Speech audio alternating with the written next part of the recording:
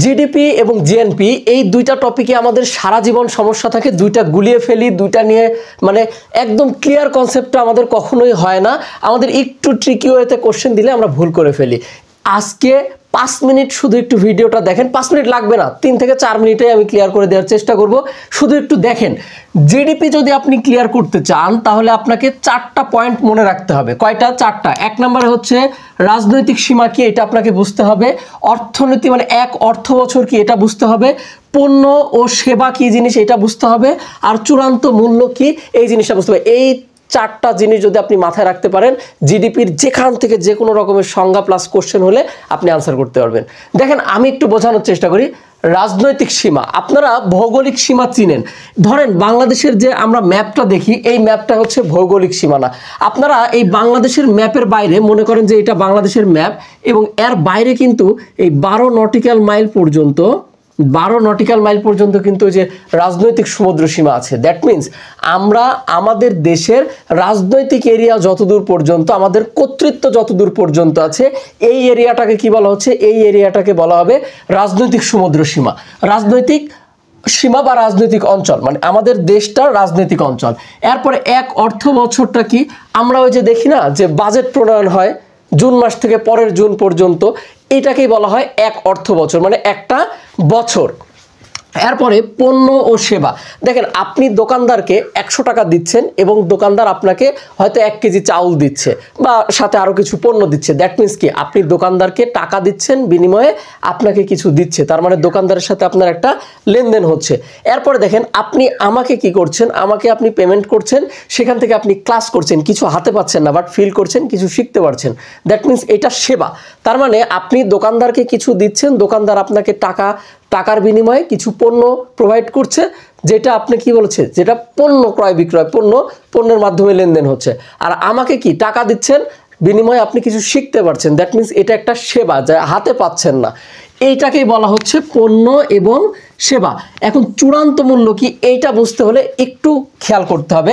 দেখেন আমি যদি বলি যে এখানে জিএনপি না, আমি এটা বোঝানোর জন্য লিখতেছি।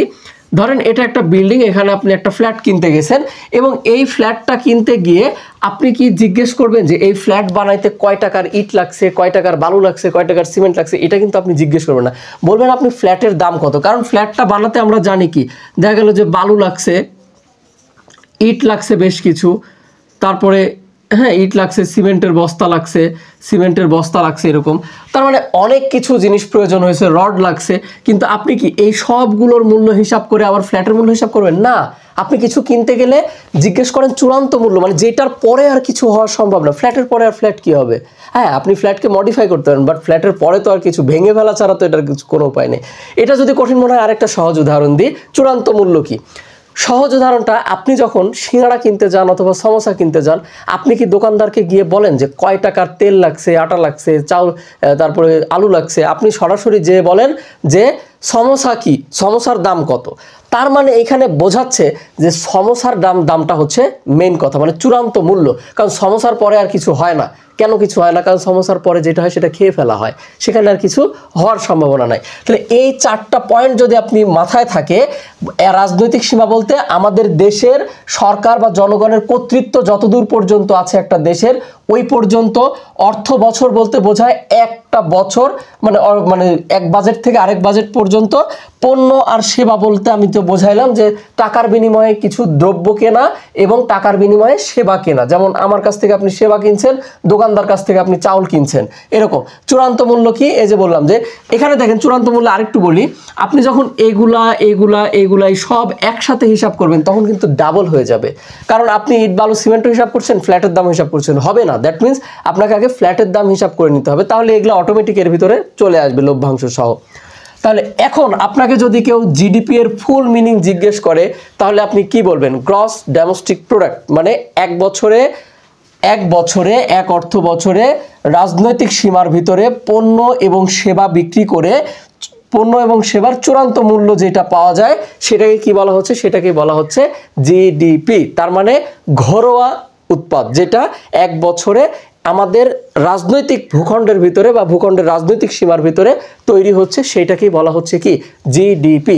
এই 4টা পয়েন্ট দেখে আপনি কিন্তু ক্লিয়ার হতে পারবেন কি রাজনৈতিক সীমার মধ্যে এক অর্থ বছরে পণ্য এবং সেবার চূড়ান্ত মূল্য হিসাব করলে যে অর্থনৈতিক মাপকাঠিটা পাওয়া যায় সেটাকে কি বলা হবে, বা যে হিসাবটা পাওয়া যায় সেটাকে কি বলা হবে, সেটাকে জিডিপি। জিডিপি এর ফুল মিনিং হচ্ছে গ্রস ডোমেস্টিক প্রোডাক্ট, মানে আমাদের গৃহপালিত, ডোমেস্টিক অ্যানিমাল মানে কি গৃহপালিত, এই ইনকামটাও কি, এটা হচ্ছে গৃহপালিত। এখন আসি একটা ছোট্ট উদাহরণ দিয়ে বোঝাই, তাহলে জিনিসটা আপনাদের কাছে ক্লিয়ার হবে আর কোনোদিন ভুল হবে না। দেখেন, এই যে মনে করেন এটা আমাদের বাংলাদেশের সীমানা, এটা আমাদের বাংলাদেশের রাজনৈতিক সীমা মনে করেন। এর ভিতরে ওয়ালটন নামের একটা কোম্পানি আছে, যে কোম্পানিটা বছরে 100 টাকার পণ্য উৎপাদন করে বিক্রি করে। আর এলজি নামের একটা কোম্পানি আছে যা বছরে 50 টাকার পণ্য উৎপাদন করে বিক্রি করে, কিন্তু ওয়ালটনের মালিক বাংলাদেশি, ফ্যাক্টরি বাংলাদেশে, পণ্য বিক্রয় করে বাংলাদেশে। আর এলজি কি, এলজির মালিক হচ্ছে চায়নার, ফ্যাক্টরি বাংলাদেশে, পণ্য বিক্রি করে বাংলাদেশে, কিন্তু বছর শেষে টাকা নিয়ে চীনে চলে যায়। এবং বাংলাদেশের একটা ছেলে রহিম, যে এই আর দিয়ে বুঝাইছি রহিম, ও থাকে সৌদি আরবে, বছরেও 10 টাকা ইনকাম করে। তাহলে এইখানে আমাকে আপনারা বলেন তো যে এইখানে কোন কোন ইনকামটা হচ্ছে আপনার জিডিপির মধ্যে পড়বে। আমরা প্রথমে শর্ত জুড়ে দিয়েছি রাজনৈতিক সীমার মধ্যে। দেখেন, রহিম বাংলাদেশি হলেও ও কিন্তু রাজনৈতিক সীমার মধ্যে নাই, ও কোথায় আছে, ও সৌদি আছে, তার মানে ওরটা বাদ। আর চায়না যদিও বিদেশি কোম্পানি, তারপরেও আমাদের রাজনৈতিক সীমার মধ্যে হওয়ার কারণে চায়নার টাকাটা বা চায়নার ইনকামটা কি আমাদের জিডিপির ভিতরে কাউন্ট হবে, কারণ আমরা বলেছি আমাদের সীমানা রাজনৈতিক সীমানার মধ্যেও আছে। ক্লিয়ার এই পর্যন্ত? আচ্ছা, ঠিক আছে। তাহলে আমরা যদি এখন জিডিপি কাউন্ট করি বাংলাদেশের, তাহলে আমরা যদি জিডিপি কাউন্ট করি, আমি এখানে লিখি জিডিপি যদি আমরা কাউন্ট করি তাহলে কত টাকা হবে? জিডিপি কাউন্ট করলে হবে হচ্ছে ওয়ালটনের টাকা আর এলজির টাকা, তার মানে 150 টাকা। তাহলে আমাদের জিডিপি কত? 150 টাকা। এখন দেখেন, জিডিপিটা কি আমরা টোটালি খরচ করতে পারবো না? কারণ কি? কারণ হচ্ছে, বা এই টাকাটা কি পুরাটা বাংলাদেশের টাকা? না, এটা ভুল কনসেপ্ট। কারণ এলজি বছর শেষে যে টাকা লাভ করবে বা যে টাকা ক্রয় বিক্রয় করবে, এলজি কিন্তু তার টাকা নিয়ে তার দেশে ফেরত চলে যাবে। অতএব আপনার দেশের যে জিডিপিটা হবে সারা বছরে, সেইটা কিন্তু আপনি খরচ করতে, অথবা আপনার জাতীয় টাকা না বা আপনার দেশের টাকা না। এখন আপনার দেশের টাকাটা আপনি কিভাবে হিসাব করবেন? আমরা কত টাকা খরচ করতে পারবো আমাদের দেশের ভিতরে, বা আমাদের দেশের টাকা কয় টাকা, এটা হিসাব করতে পারবো জিএনপির মাধ্যমে। কিভাবে হিসাব করতে পারবো একটু দেখেন, এই ছক থেকে, এখান থেকেই বুঝতে পারবেন, এই চিত্রটা থেকেই বুঝতে পারবেন। দেখেন, এইখানে যদি আমরা একটু ধরি যে এই এলজির টাকাটা মনে করেন যে ওয়াই টাকা, আর এই রহিম বছর শেষে যে টাকা ইনকাম করে তার বাসায় পাঠায় সেটা হচ্ছে এক্স টাকা।